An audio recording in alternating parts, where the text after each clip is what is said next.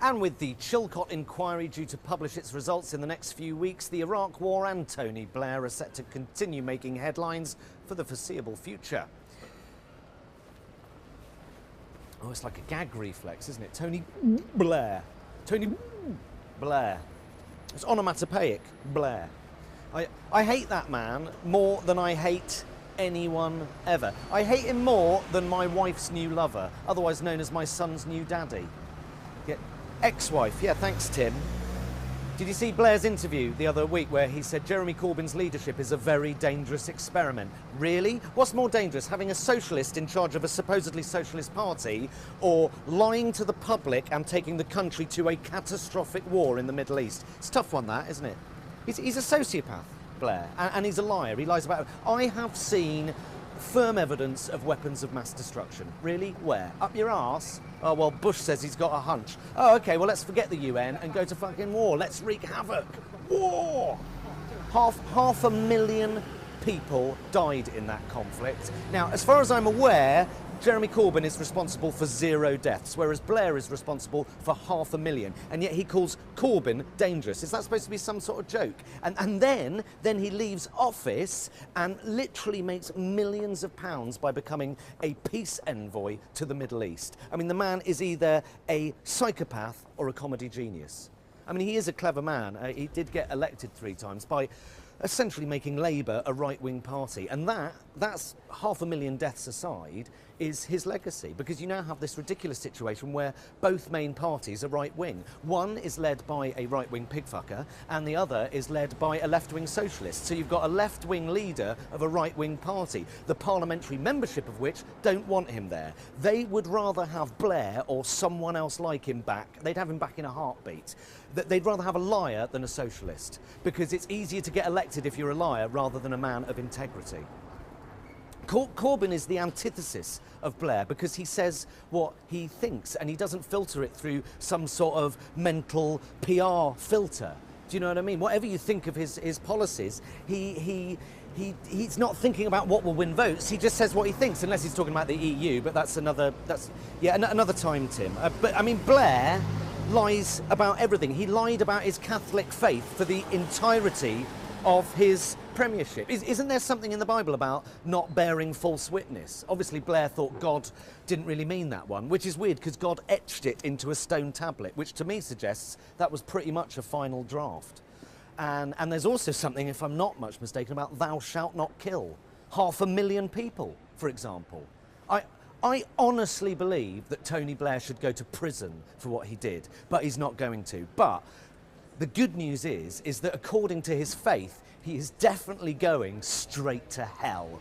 And that is the best news I've had in a long time. Fun times. Should we go again? Yep.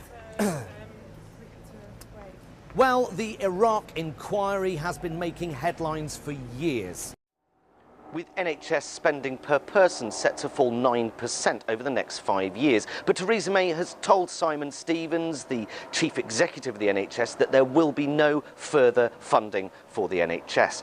However, by outsourcing, can the NHS... Oh, fuck off. It's not outsourcing. Can we at least call it what it is, Tim? It's privatisation. It's not outsourcing.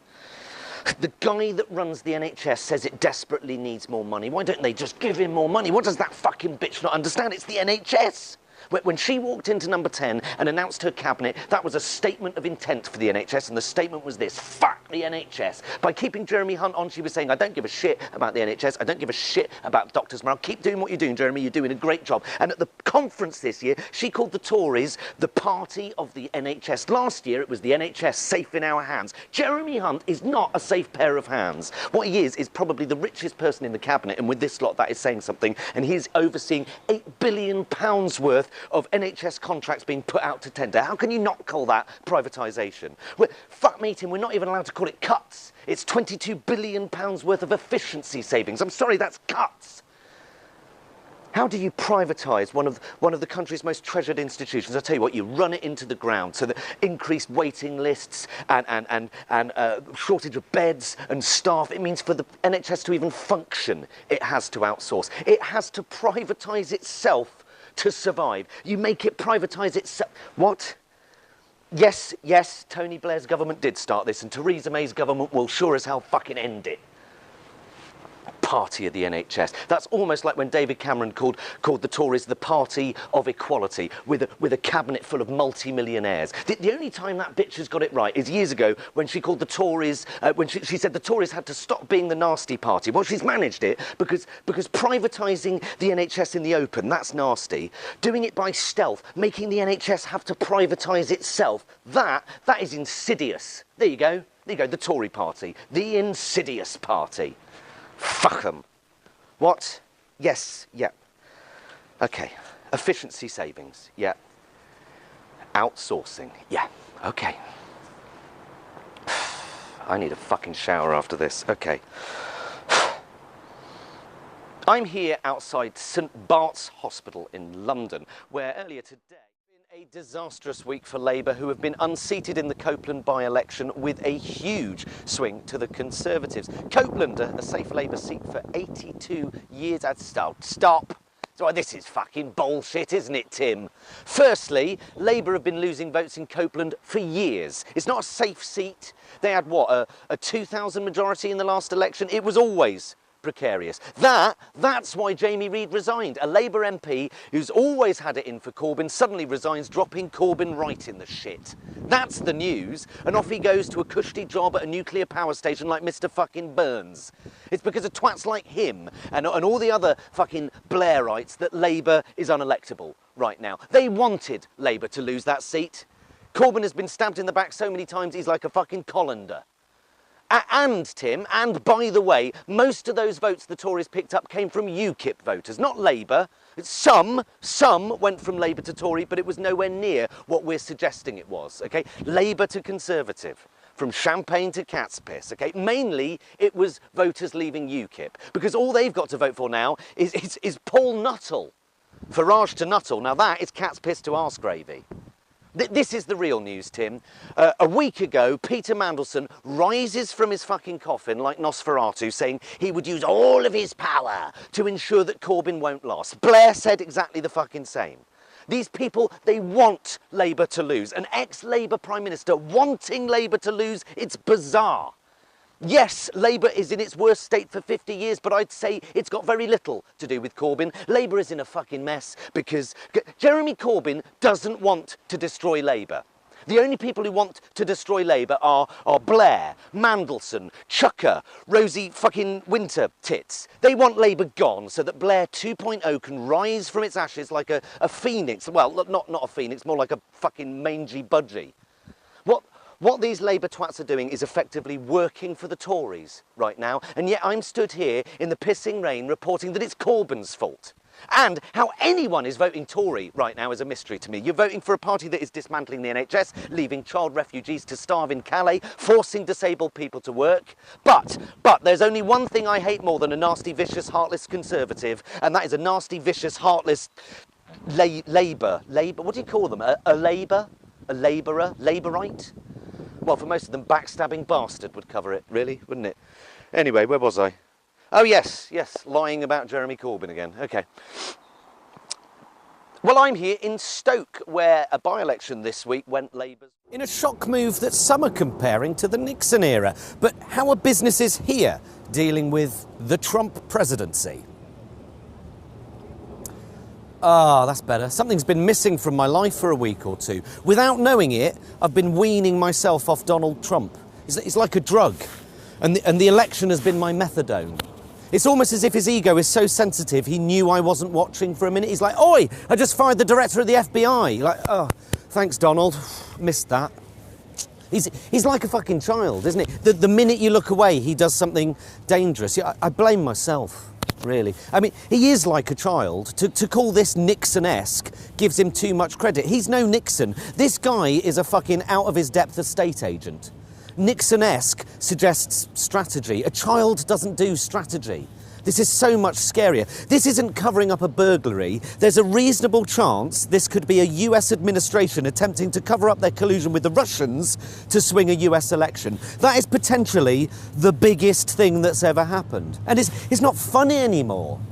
It's gone beyond being able to take the piss. It's all very well me going, you know, oh, he looks like a beer-battered sheep bollock with, instead of hair, a whole damp shredded wheat biscuit on his head. You know, he is that, but also he's clearly a tyrant, a despot, a tin pot despot with shredded wheat for hair. And it's so blatant. He fires the man who's in charge of investigating his administration on the advice of his new Attorney General, who recused himself from that investigation, but then recommends that the guy in charge of the investigation is fired. And I'm quite surprised, actually, that Trump took the recommendation because, I mean, normally the only advice that Trump listens to is from whoever is presenting Fox News at the time. I mean, this is something else. It's kind of disarmed everyone. Really, is it? I mean, this isn't him lying about crowd sizes or throwing a Twitter fit at Meryl Streep or Alec Baldwin. This isn't him not giving up his tax returns, which would, as we all know, end his presidency then and there. This isn't pissing hookers or locker room bants about sexually assaulting women or making shit up about Obama tapping his phones or losing it when no one is prepared to vote for his rushed, barely fit-for-purpose policies. This isn't just another example of him draining the swamp and then filling it up with his own brand of fresh, hot diarrhea. This isn't even on par with firing someone for pointing out your immigration policy is unconstitutional, which was her job to point those things out, by the way. He was warned time and time again by so many people that Flynn, Russia thing, it was going to be a problem. But he didn't listen because if you're not nodding your head in agreement, you're a political opponent. This is the sort of paranoia you only get when there's something to hide. You're either with us or against us. The news is either flattering or fake. Some journo got arrested this week for asking the health secretary a question. Anyone who disagrees is fake or fired. That isn't a democracy. That's a royal court of some mad king. You know, everything's done on a whim, off with his head. It's not a democracy. More and more, it feels like a regime. Yeah, okay. Well, where to begin another explosive week in the White House? With the election just weeks away. Jonathan Pie, Tower Bridge. Good job, buddy. How was that? Simple. Right? How old are you again? Fucking hell. 19. Jesus. It's your first election. Exciting, isn't it? Who are you voting for? Okay, all right. Are you registered to vote? You're not really into politics. Okay, it's fair enough. But what are you into? Transformers? Pokemon, you fucking child? Sorry, but this election affects you in ways you couldn't possibly imagine. But also in quite a few ways that even your pot-addled teenage brain can manage. Yeah, soaring youth unemployment in a job market saturated with unpaid internships, filled with jammy little fuckers who have daddy helping with the rent. Tuition fees have tripled. No help with housing if you're under 21. Huge cuts to youth services and youth mental health services. Fucking brilliant. They get away with this shit because you don't bother to fucking vote. What's that? What's the point? They're all the bloody same, aren't they? Yeah. In other words, I'm a lazy, ignorant twat, and I can't be asked to even register to vote, let alone read something that might inform me. And yes, it's fucking boring. I do this for a living. Politics is fucking boring, but it doesn't make it unimportant. You're right, it definitely doesn't make a difference if you don't turn up. 75% of young voters 18 to 24 voted leave in the referendum, but nearly half of 18 to 24-year-olds didn't bother voting. And you have the fucking nerve to go bloody old people, smelling a piss, exercising their democratic right. Next time, turn up. Roughly 40% of 18 to 24-year-olds voted at the last election, as opposed to nearly 80% of 55 to 65-year-olds. Young women are the worst offenders. What happened to fucking throwing yourself in front of a horse to get the vote? You know, what happened to fucking girl power? You know? Spice Girls. Fucking hell, I'm so old. In Australia, you have to vote, right? It's a legal requirement. The argument against that is, in a free society, you should have the choice not to vote. But you do. You can walk into the voting booth and draw, I don't know, a big fat cock on the paper, if you like. That's perfectly legal and acceptable behaviour. Spoiling your paper. I vote for none of the above. Draw a big cock or, you know, a shitting arse. To me, that is more politically engaged than not bothering at all. But to be able to draw a shitting arse on a ballot paper, as is your democratic right, you have to register to vote. Your apathy is the most dangerous threat to democracy and freedom that there is. You need to vote, mate. You need to at least register to fucking vote. Become a citizen of this horrible little shitty world that you've been born into and make a small but significant difference. Register to vote. Register to vote, read something other than your Facebook feed, pick a fucking side and vote. Bob's your uncle, Fanny's your aunt. I'm not just turning old, I'm turning into my fucking grandmother. Jesus. Thanks, Chris. I'm here at Tower Bridge, one of London's most iconic structures.